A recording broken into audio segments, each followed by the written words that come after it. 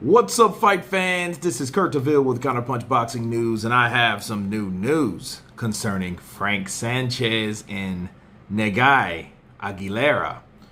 Frank Sanchez and Aguilera had a weird bout last night on the undercard of Billy Joe Saunders versus Canelo Alvarez.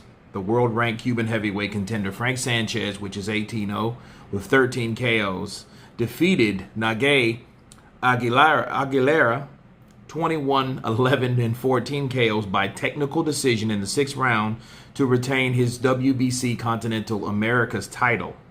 The fight was a part of the main undercard to the super middleweight unification. The 6th round was dominated by the pressure of the Cuban, which is Sanchez.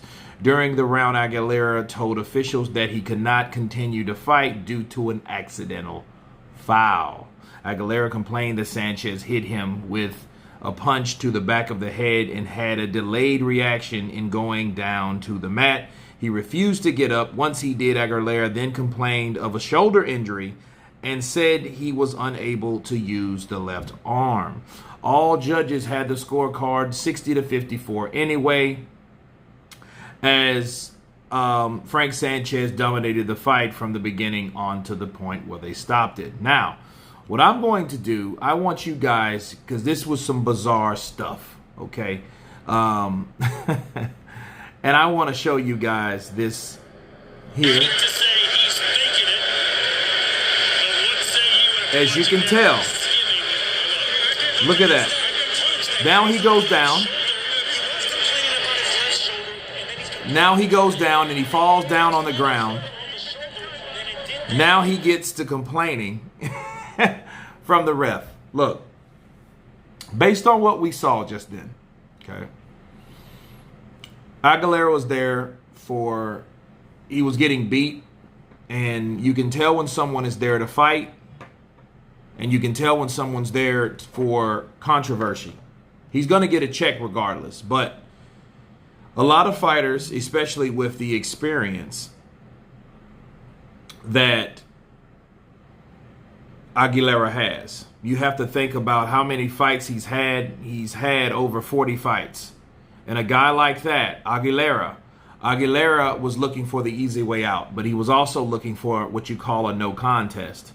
Okay, old school coaches will tell you how you can survive and get out of a fight that you're losing, okay, and still come out either with a no contest or a draw or something like that where it won't result in a loss.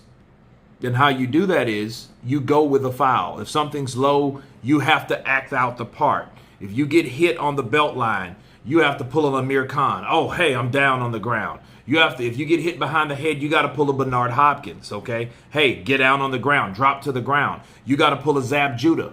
You know, when Cotto hit him belt line and he went down and then, you know, and the referee wasn't having it and he counted his ass out. But the attempt was, if you get hit with an illegal blow, you know you go with that blow. Okay, so because only you know, or only you can explain how hard you were fouled or how bad you were fouled.